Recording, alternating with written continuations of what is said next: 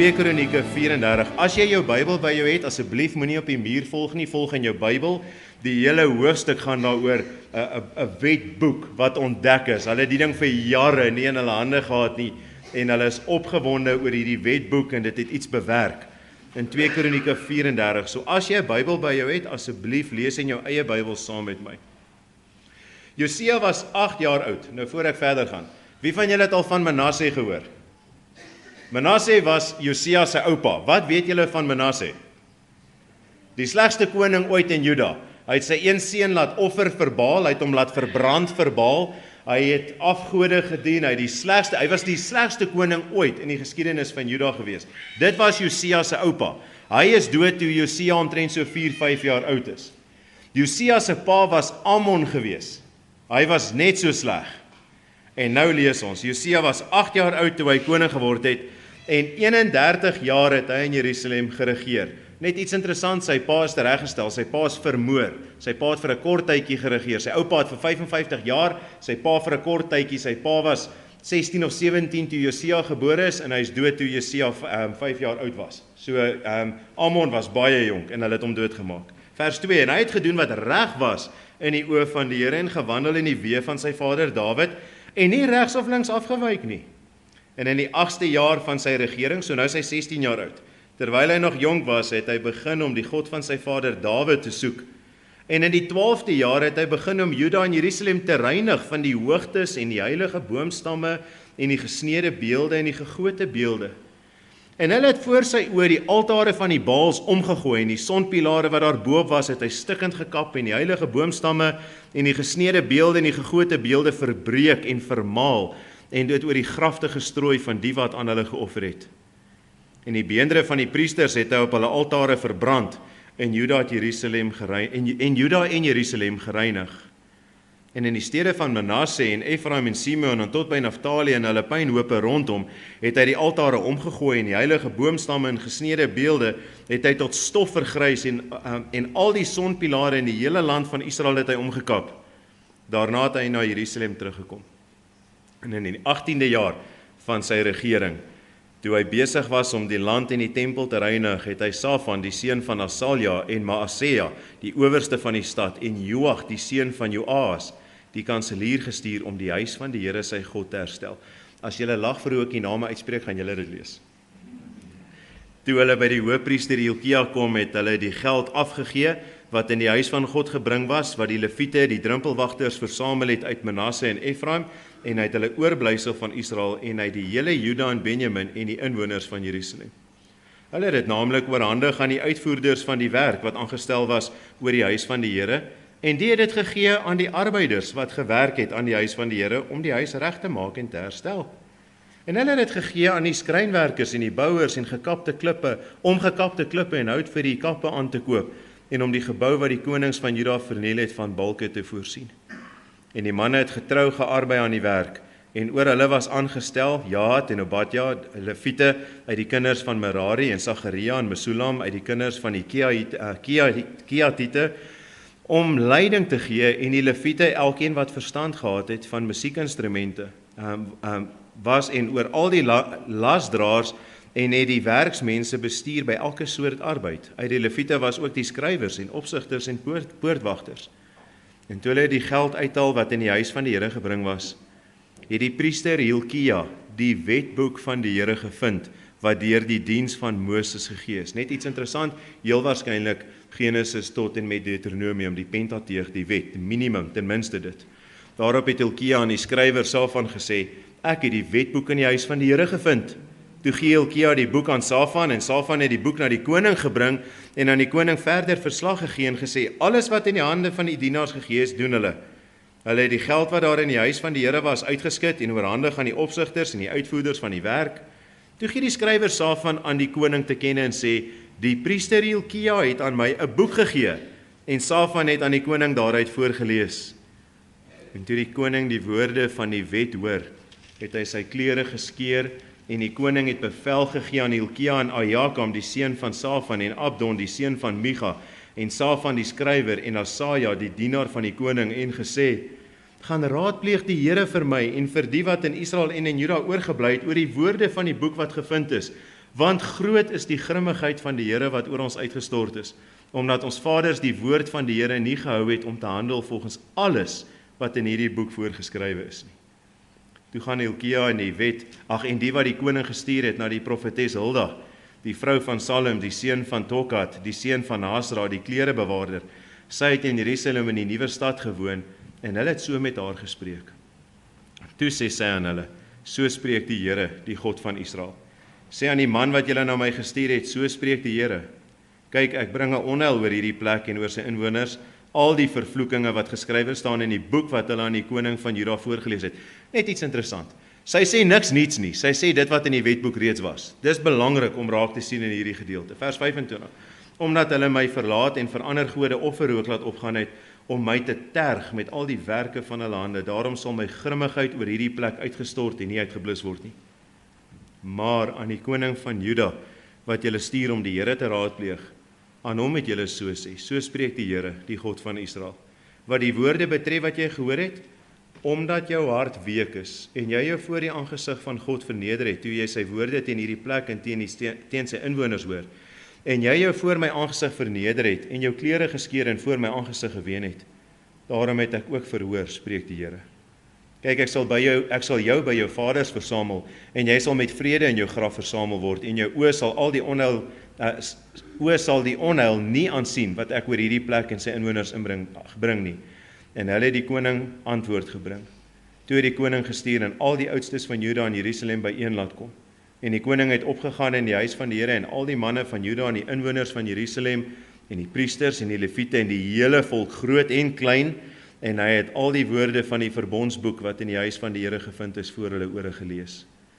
En die koning het op sy plek gaan staan en die verbond voor die aangesig van die Here gesluit, om die Here te volg en sy gebooie en sy getuienis en sy insettinge met sy hele hart en met sy hele siel te onderhou, om die woorde van die verbond wat in hierdie boek geskrywe is, te volbring. En hy het almal wat in Jerusalem en in Benjamin te vind was, laat toetree tot die verbond. En die inwoners van Jerusalem het gehandel volgens die verbond van God, die God van hulle vaders. Josia toe al die gruwels uit al die landstreke van die kinders van Israel verwyder, en almal wat in Israel nie te vind was, diensbaar gemaak om die Here hulle God te dien. Al sy dae het hulle nie van die Here, die God van hulle vaders, afgewyk nie. 'n Hele geslag is gered uit die mees boosaardige klomp konings, net omdat Josia die wetboek ontdek en daaraan gehoor gee. Weet julle, ek weet nie hoeveel weet almal van die reformatie nie, en ek gaan nou nie, ek het al baie tyd spandeer in die verlede en vorige jare aan Martin Luther, Thomas Cranmer, al hierdie ouens. Die reformatie het gebeur in die 1500s, dood eenvoudig, omdat die Rooms-Katholieke Kerk op daai stadium 'n sisteem gehad het waar jy sekere dinge moes doen om vergifnis te probeer verdien. Jy moes werk, jy moes sekere dinge moes vir jou soos 'n straf wees, dan kan jy God se guns weer wen en jy kan gered word. Nou die twee bene van die reformatie, daar's 5 solas, ek het hulle voor die tyd op die muur gewys, maar die twee bene van die reformatie was hoofsaaklik gewees Sola Scriptura, die skrif alleen, dis waarvoor Martin Luther gestry het, en Solus Christus, met ander woorde, hy het daarvoor opgestaan dat ons kry nie vergifnis omdat die kerk as 'n middelaar optree nie, maar omdat Christus ons middelaar is. En dis daai 95 stellings. Martin Luther was nog nie gered in 1517 met daai 95 stellings nie, hoor. Heel waarskynlik eers in 1519 toe hy werklik tot bekering kom. Nou, ek het al so baie van hom vertel, maar wat jy behoort te tref in ons teksgedeelte is dit. 'n Jong seun ontdek die wetboek en dit verander alles. Dit lyk of die wetboek vir die mense vreemd was. Ek kry die prentjie en ek het al hierdie stuk hoeveel keer gelees. Dis asof die wetboekie onder die stof uitgehaal word. Hulle gaan om die geld te gaan haal en hulle sien die wetboek en blaas die stof af en hulle sê dis wat hulle gekry het. Nou, ek het 'n vraag, ek wonder vanoggend. Ons is baie vroom in die kerk. Ek wonder vanoggend hoeveel van die kinders wat hier sit sal voel hulle word te nagekom as hulle nie 'n Bybel het nie. Ek wonder hoeveel kinders sal bekommerd gewees het as hulle nie 'n Bybel in hulle taal het nie. Ek wonder of dit ooit saak sou maak. Ons lees baie keer Bybel want mamma en pappa sê vir my ek moet Bybel lees. Wonder hoeveel kinders is die Bybel regtig vir hulle as hulle nie een gehad het nie, sou hulle soveel slegter afgewees het. Ek wonder hoeveel groot mense vanoggend sou teleurgesteld gewees het as hulle nie 'n Bybel in hulle taal het nie. Want lyk vir my vir party mense is Bybel lees net doodeenvoudig vervelig. En tog reg deur die geskiedenis het mense hulle lewens vir dit afgelê. As ek vanoggend 'n vormpie sou uitdeel en ek vra vir julle, weet jy wat, skryf gou op daai vorm wat het jy in hierdie week in jou Bybel gelees? Dan wonder ek wat sou op daai papiere staan. Daar sal party wees wat seker baie gelees het. Ek dink nie ek is onrealisties. As ek sê ek dink daar sou 'n paar inkom wat net sê wel ek het nie hierdie week regtig gelees nie. Ek het dalk 'n brood van die lewe kaartjie gevat of so tipe iets. En tog is dit iets soos ek sê waarvoor mense hulle lewens afgelê het. Net van interessantheid, Martin Luther, een van sy dinge was die ou in die bank kan nie die Bybel in sy eie taal lees nie. Hy het die Bybel in Duits vertaal uit 'n Griekse vertaling wat van Erasmus afgekom het. Dit is nou 'n klomp kerkgeskiedenis, maar is eintlik baie kosbaar, want die kerk het geglo die ou in die bank mag nie die Bybel in sy hand hê nie, want hy gaan dwaalleringe kry as hy die Bybel self lees. Hy gaan vals leerstellings glo. So hulle het die ouens in die bank gekeer. Net die kerk mag vir jou gesê wat in die Bybel staan. Maar wie het al van William Tyndale gehoor? Enigiemand al ooit van hom gehoor? Nou William Tyndale, daar was al 'n Engelse vertaling, die Wycliffe vertaling wat uit Latyns uit vertaal is, maar William Tyndale was onder John Wycliffe het 'n Bybel vertaal uit die Latyns uit, maar William Tyndale het die Griekse Bybel gevat wat van Erasmus afkom. Dit is die eerste keer wat 'n Engelse Bybel uit Grieks uit vertaal is en uit Hebreëus uit die oorspronklike tale uit. Maar dit was nogal 'n stryd. Hy het in dieselfde tyd as Martin Luther gelewe. Martin Luther het 'n groot invloed op sy lewe gehad. Nou uitgelewe, William Tyndale het gelewe van 1694 tot by 1536. Maar nou wat ek vir julle wil sê, en ek gaan dit kortliks sê, ek wil julle nuuskierig maak. Ek is besig met 'n biografie van William Tyndale op hierdie oomblik. Op 'n stadium moes hulle hom wegsteek want die staat wou hom doodmaak. En dan gaan dit goed want hy maak vriende.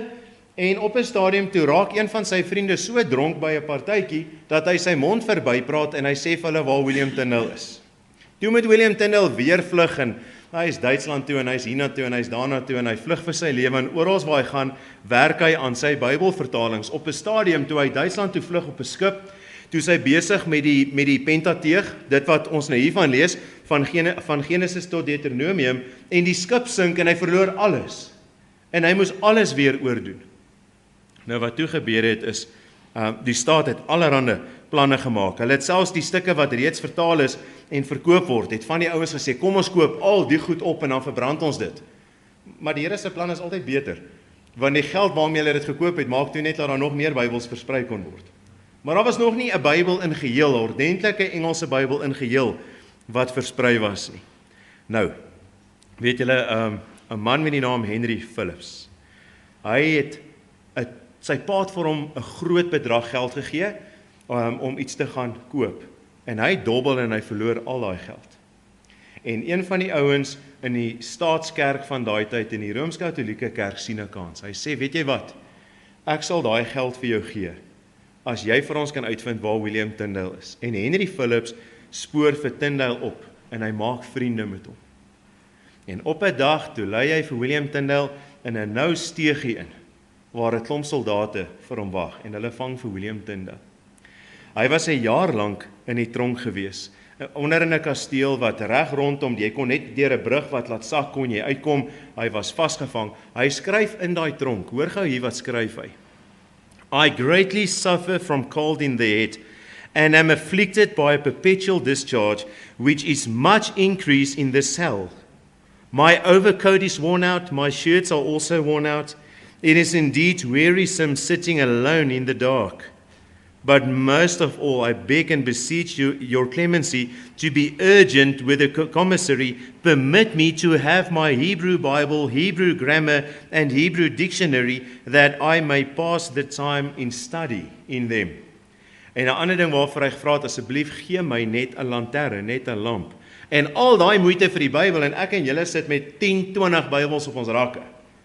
En dis hoe graag hy wil bestudeer. Lang storie kort, op 6 Oktober 1536 het hulle die hele stad bymekaar gekry Almal het gesit en 'n groot bespotting van hom gemaak. Die mense het pad gegee en hulle het hom deur die mense gelei en daar was 'n brandstapel daarvoor met 2 houte wat soos 'n kruis in mekaar vas is met 'n ketting wat van bo af hang. Hulle is tussendeur al daai mense het hom gevat. Hulle het hom sy voete in die onderkant van daai ding vasgemaak, vasgebind en weet julle, hy het op 'n stadium opgekyk en gesê: "O Here, red die koning van Engeland." Die ou wat hom teregstel het agter hom gestaan en hulle het vir hom gewink en hy het die ketting wat van bo af om sy nek vasgemaak is al stywer getrek en die mense het gestaan en kyk hoe hy smag na asem totdat hy heeltemal so verwrig totdat hy toe nou sterf daarvan. Dit was nie genoeg nie. Hulle het geweerkruit gevat en op die gras en stoppels en hout wat om hom is uitgegooi. Toe vat die oue fakkel nadat hy nou verwrig is en hy gooi daai fakkel op daai buskruit, op daai geweerkruit en dit laat William Tyndale ontplof. En toe is hy eers tevrede, dit van hom wat oorbly het en die vuur verder verbrand. En dit om 'n Bybel in ons taal te kry. 'n Bybel in Engels in daardie tyd. Wat William Tyndale nie geweet het nie, was dat in daai selfde jaar is 'n Bybel verder voltooi en versprei uit sy werk uit. 'n jaar later is 'n volkome Engelse Bybel, die Tyndale vertaling, in Engeland versprei. Bietjie meer as dit later, in die tyd van Thomas Cranmer, toe is dit wettig om 'n Engelse Bybel in jou hand te hê. Mary het sy lewe vir dit afgelê. En in ons verhaal, ek gaan kortliks, ek gaan eintlik nie reg in hierdie hele hoofstuk doen nie, ek gaan kortliks iets oor dit sê. Hoe om 'n geslag te red. Hoe om ons geslag te red. Hoe om die mense van ons tyd te red. Eerstens, erken dat ons geslag op 'n afgrond afstuur. Vers 1 tot 7. Ek gaan nie al 7 verse lees nie, maar Josia was 8 jaar oud toe hy koning geword het en 31 jaar het hy in Jerusalem geregeer, het gedoen wat reg was in die oë van die Here, vers 3, en in die 8ste jaar van sy regering terwyl hy nog jonk was, het hy begin om die God van sy vader Dawid te soek, en in die 12de jaar, so hy soek God, en in die 12de jaar begin om Juda en Jerusalem te reinig van die hoogtes en heilige boomstamme en gesneede beelde en gegode beelde. Ek en julle mis die Ou Testament. Vir my en julle beteken dinge soos boomstamme, heilige plekke, gegote beelde, beteken vir my en julle nie baie nie, want wie van julle het 'n heilige boomstam in jou erf? Nee, ek praat nie van jou kersboom nie. Ons ken nie die goed nie, dis vir ons bitterlik vreemd, ons is met dit baie onbekend. En 2 dinge wat julle gaan help, ek kan nie, ek het dit gedoen in ons Woensdag Bybelstudiereeks, ek gaan nie weer al die tyd daaraan spandeer nie, 2 dinge wat vir jou gaan help vanoggend. Julle moet onthou, as ek en julle dit lees, dan dink ons aan al die heidene hier buite en ons dink aan al die heidense gelowe wat oor Afrika en oor die res van die wêreld bymekaar kom en in Suid-Afrika en al hierdie vreemde dinge doen. Ons praat van Israel en ons praat van Juda. Ons praat van die kinders van God. Ons praat nie van die ouens daar buite nie. Ons praat van die volk van God op daardie stadium. Hulle was godsdienstig. Hulle het net die dinge van die wêreld af bygevoeg. Dis wat hulle gedoen het. Niks anders nie. En om julle te help, wat is 'n afgod? Dit is wanneer jy iets skep wat jy dink jou gelukkig sal maak. Dis wat 'n afgod is. En dit is wanneer jy dinge aan God toeskryf of dinge van God wegneem sodat jy meer van God kan hou en sodat God meer van jou kan hou. Dan is jy besig met 'n afgod. Jy skep 'n god na jou denke. En die skok in die gedeelte is dat dit nie deur die heidene gedoen was nie, maar dit was deur die sogenaamde volk van God gewees. Nou, ek het gesê Josia was heel waarskynlik so 5 jaar oud toe sy oupa dood is, maar weet julle wat die grootste skok is? Nie Manasse nie. Weet julle dat Manasse tot bekering gekom het volgens Kronieke? Ons lees daarvan. Maar die volk het nie. Een ou het dit veroorsaak en hy het reg gekom. Maar die hele volk het aangehou in sonde. Dis hoe ernstig dit was. In Josia se tyd het hierdie afgodediens beteken dat seksuele losbandigheid was in die orde van die dag, drinkpartytjies, hulle kon kinders offer. Hierdie gode het jou geluk verseker, jou oeste verseker, jou rykdom verseker, jou sukses en jou besigheid. Dis niks anders as in ons tyd nie. Teen die tyd wat Josia koning geword het die mense nie 'n idee gehad wie God is nie. Nie 'n idee nie. Hulle het nie geweet wie is die ware God nie.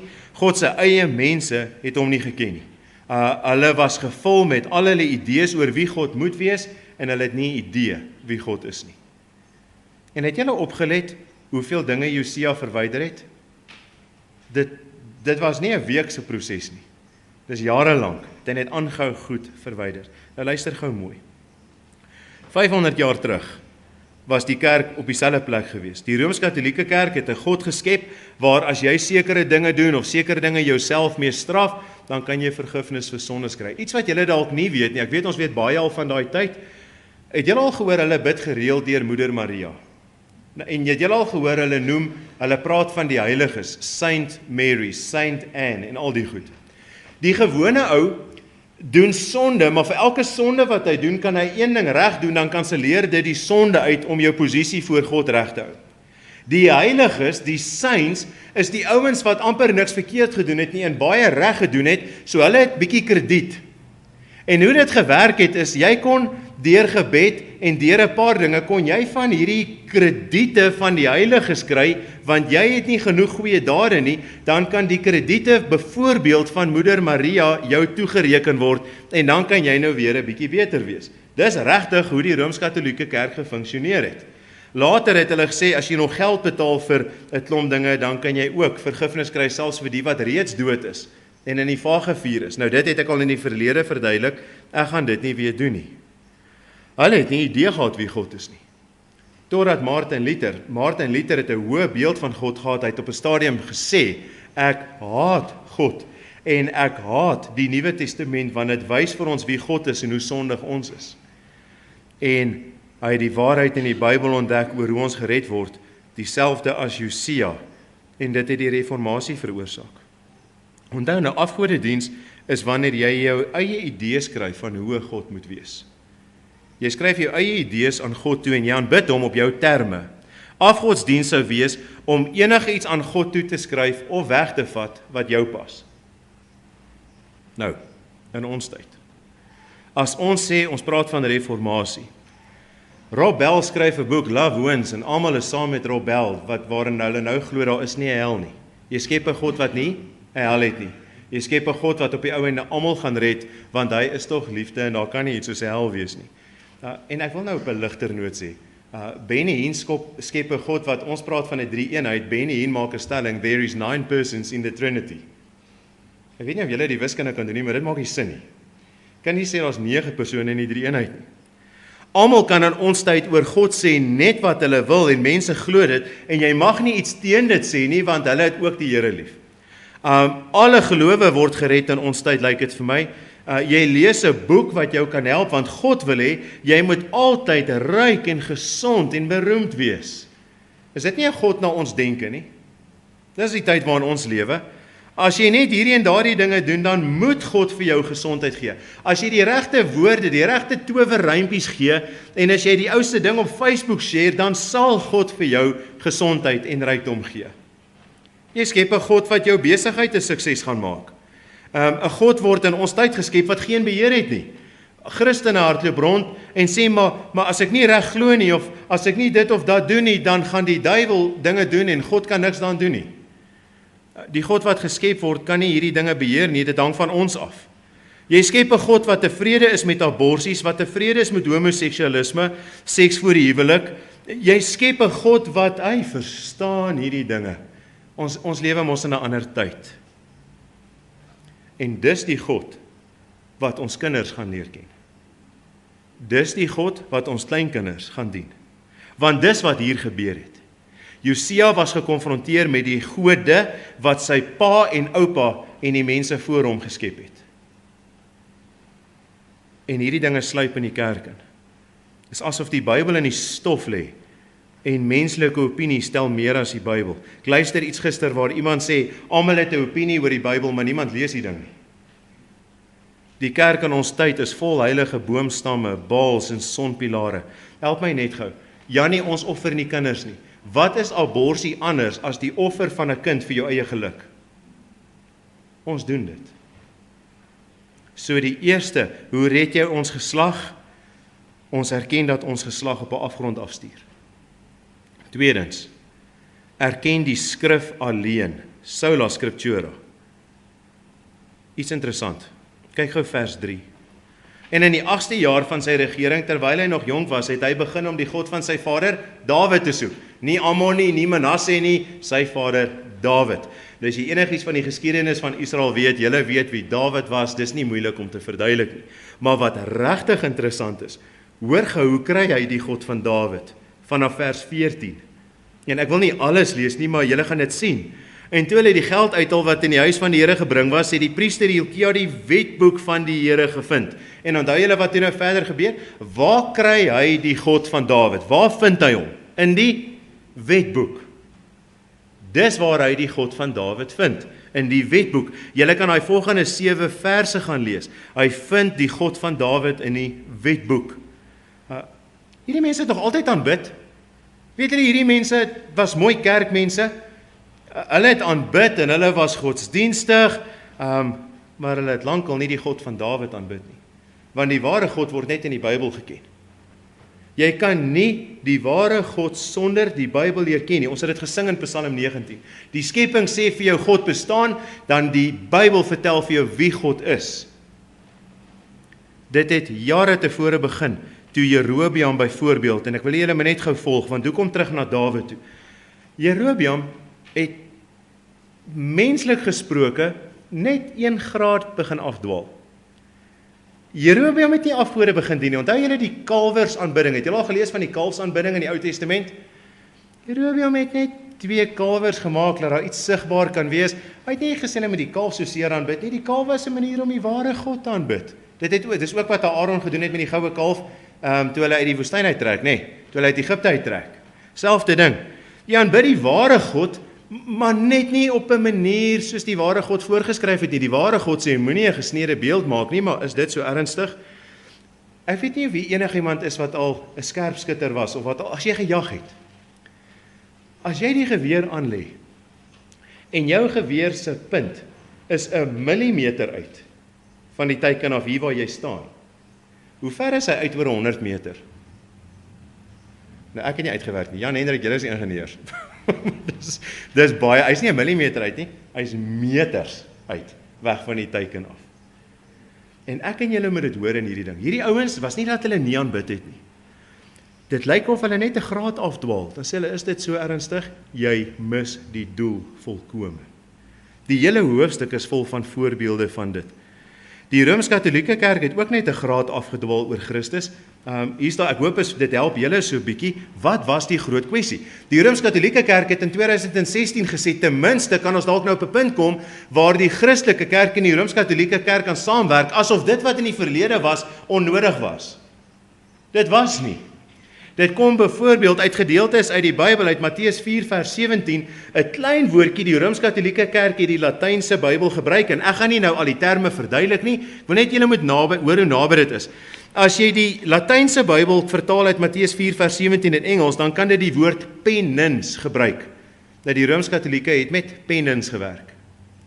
Martin Luther kry toe die Griekse vertaling van Erasmus. En hy sê, dis 'n verkeerde vertaling, dis nie penance nie, dis repentance. Dit klink naby, maar dit maak al die verskil van my en julle redding. Dis die verskil tussen hemel en hel. 1 graad, 1 woord wat net 'n bietjie vertaal word. En die een glo jy kan jou redding verdien deur jou werke, en die ander een glo dis Christus alleen. Ons kan nie terugkyk en sê, dit wat 500 jaar terug gebeur het was onnodig, en nou kan ons net saam met kerke werk. Hierdie goed maak die verskil van hemel en hel. Die kerke vandag, almal bely hulle gebruik die Bybel. As ons sê Sola Scriptura, as dit daar op die muur staan, dan sê al die kerke Sola Scriptura, almal gebruik die Bybel. Maar Sola Scriptura vereis die Bybel in sy geheel. Josia het nie net sy gunsteling gedeeltes gehad nie, hoor. Hy het nie gunsteling gedeeltes gehad nie, hy het die hele Bybel nie gehad nie, hy moes die hele ding lees wat hy daai tyd gehad het. Hier's 'n paar toepassings, want ek moet aangaan. Hier's 'n paar toepassings vir ons. Lees die hele Bybel. Weet jy wat, as God gedink het Romeine 8 vers 28, Psalm 23 en Filippense 4 vers 13 is genoeg, dan het hy net dit vir ons gegee. Maar jy het 'n Bybel van Genesis tot en met Openbaring. Lees die hele Bybel. Jy gaan God nie leer ken in jou gunsteling versies nie, hoor. Jou beeld van God gaan verander as jy die hele Bybel in geheel sien. Die mense wat woensdae aan 'n Bybelstudies toe kom, veral deur die Ou Testament, soveel het gesê, hulle leer God soveel beter ken uit die verhale in die Ou Testament. Eerste een, lees die hele Bybel. Tweede een, gaan na 'n kerk toe waar daar eksposerende prediking is. Dit beteken verklarende prediking. Kyk na vers 21. Josia het dit gedoen. Gaan raadpleeg die Here vir my, vers 21, en vir die wat in Israel en Juda oorgebly het oor die woorde van die boek wat gevind is, want groot is die grimmigheid van die Here wat oor ons uitgestort is, omdat ons vaders die woord van die Here nie gehou het om te handel volgens alles wat in hierdie boek voorgeskryf is nie. Toe gaan Hilkia en die wat die koning gestuur het na die profetes Gilda toe, die vrou van Salem, die seun van Tokat, die seun van Nasra, die klerebewaarder. Sy het in Jerusalem die nuwe stad gewoon en hulle het so met haar gespreek. Toe sê sy aan hulle, so spreek die Here, vers 24, so spreek die Here, kyk, ek bring 'n onheil oor hierdie plek en oor sy inwoners, al die vervloekinge wat geskrywe staan in die boek. Nou op die kantlyn. Moenie 2 Kronieke 34 gebruik as die regverdiging vir vrouens wat preek nie. Noem dit op die kantlyn. Daar's dalk ander tekste wat jy wil gebruik, hierdie is nie een van hulle nie. Hierdie was 'n oordeel uitspraak oor Israel gewees dat daar nie eers 'n man was wat dit ordentlik kon doen nie. So, moenie 'n beskrywende gedeelte vat en 'n leerstelling uit dit vorm nie. Maar wat belangrik is, sy het vir hulle verklaar wat reeds geskryf is. En dit is wat eksposerende prediking is. Maak seker jy is in 'n kerk, dat as jy by daai deur uitstap, dan verstaan jy nie die dominee se oortuigings beter nie. Jy verstaan fisies die teksgedeelte beter. O, nou weet ons, wat het met Josia gebeur? Ons weet waar kom hy vandaan, ons weet wat het hy gedoen en ons weet wat God verwag. Maak seker jy is in 'n kerk waar hulle verklarend preek. Dit beteken predikers wat die Bybel vir jou verklaar. Hier's iets vir mense wat preek. Preekreekse. Ons doen in ons gemeente preekreekse. Dit dwing jou om die hele raad van God te verkondig. Jy gaan nie net al jou gunsteling stukkies preek nie. Dit klink baie geestelik as dominees op kansel sê, ek het die Here hierdie week gevra vir iets wat ek vir julle moet sê, en dis nie altyd verkeerd nie, maar elke keer kom jy agter hulle preek dieselfde goed oor en oor en oor. Paulus skryf vir die ouens in Efese, hy sê ek het myself voorgenem om die hele raad van God aan julle te verkondig. Ek het ook al, wanneer ek deur die week in my stilte tyd onder so oortuiging kom, hierdie wil ek met julle deel en ek wil preek. Maar die riglyn moet wees preekreekse. Die 4de toepassing vir ons is, pas dit toe wat jy in die Bybel leer. Prediking vereis toepassing, vers 31. En die koning het op sy plek gaan staan en die verbond voor die aangesig van die Here gesluit om die Here te volg en sy gebooie en sy getuienisse en sy insettinge met sy hele hart en met sy hele siel te onderhou, om die woorde van die verbond wat in hierdie boek geskrywe is te volbring. Jy gehoorsaam God nie om gered te word nie, jy gehoorsaam God omdat jy gered is. Dit weet ons. Dis waaroor die reformatie ook gegaan het. Maar die Bybel vereis gehoorsaamheid. Oom Kobus het dit gesê vanoggend. Luister gou mooi. Nie selektiewe gehoorsaamheid nie. Absolute gehoorsaamheid. Nie gehoorsaamheid in die dinge wat vir jou maklik is om gehoorsaam te wees nie, maar ook absolute gehoorsaamheid in dit wat vir jou moeilik is om gehoorsaam te wees. As Jesus jou Here is, dan moet jy weet dat sy opdragte nie vir jou opsioneel is nie, maar verpligtend. So eenvoudig soos dit. Dit is nodig in ons tyd, dat ons kinders presies weet wat God van ons verwag. En weet julle, hulle met daai toewyding by my en julle as ouers sien. Hulle gaan dit nêrens anders leer nie. Kinders moet gehoorsaamheid by hulle ouers sien. Dit help nie 'n pa sê vir sy kind wees gehoorsaam, maar die pa doen dit self nie. Hulle leer by ons. Ons kan nie 'n beeld van God voor hulle hou, dat hulle kan kies wanneer hulle wil gehoorsaam wees of nie. Ons kan dit nie doen nie. Ons moet hulle leer wat dit beteken. Dan red ons 'n geslag. Derde een en die laaste een. Erken Christus alleen. So dis skrif alleen, Christus alleen. Janie, waar is Christus in hierdie teks? Die gevolg. Kyk gou hoofstuk 35. Gaan kortliks iets oor dit sê. 3 minute. Christus alleen. Hoofstuk 35. Vers 1. Daarna het Josia in Jerusalem die Pasga tot eer van die Here gehou, en hulle die Pasga geslag op die 14de van die eerste maand. Dit sou goed wees om aan te lees tot by vers 18, maar spring gaan na vers 18 toe. So 'n Pasga, soos die is in Israel nie gehou van die dae van die profeet Samuel af nie. En al die konings van Israel het nie so 'n Pasga gehou as wat Josia en die priesters en die Lewiete en die hele Juda en Israel wat aanwesig was en die inwoners van Jerusalem gehou het nie. Die Pasga wys na wie? Na Jesus Christus. Die vergifnis van sondes voor God. Julle onthou die Pasga, die bloed teen die deurkusyn, en die wat die bloed van die lam in die deurkusyn gehad het, is oorgeslaan. They were passed over. En dis wat ons in Christus het. En dis waarvoor Martin Luther toe so hard beklei het. Christus alleen. Dis hoekom dit belangrik is dat ons hierdie dinge reg verstaan. God se vergifnis in Christus.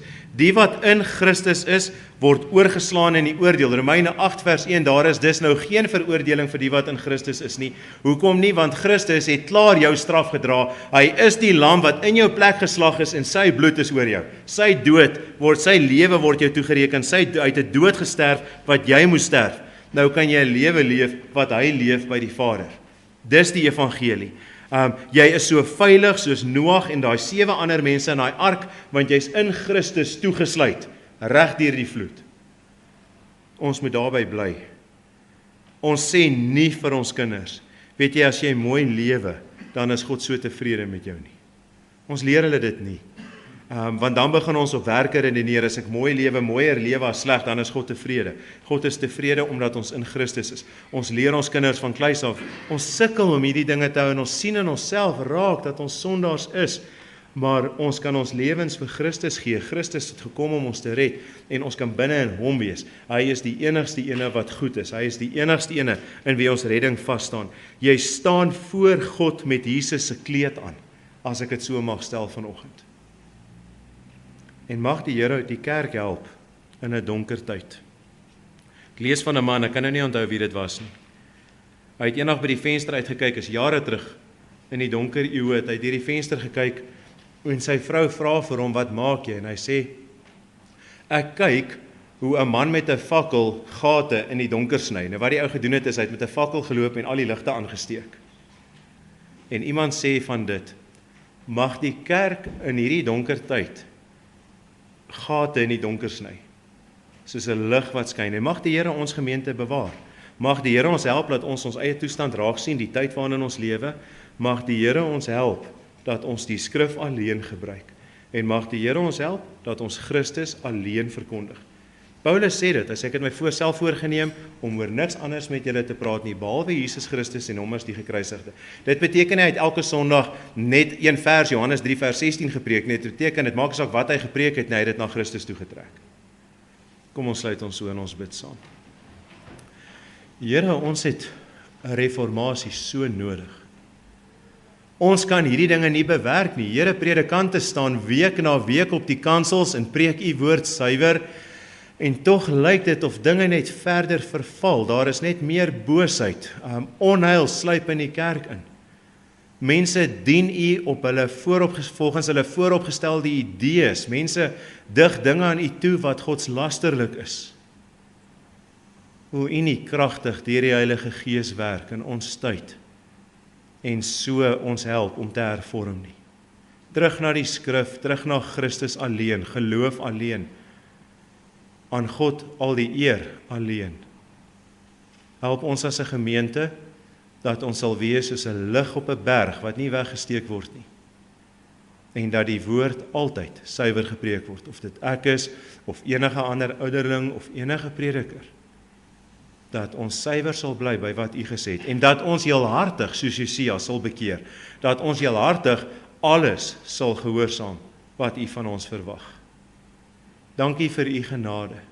Ons bid dat u ons sal beskerm in hierdie dag. Hou ons sensitief vir u eer. Help ons om ons kinders so te leer. Ons bid dit in Jesus naam alleen. Amen.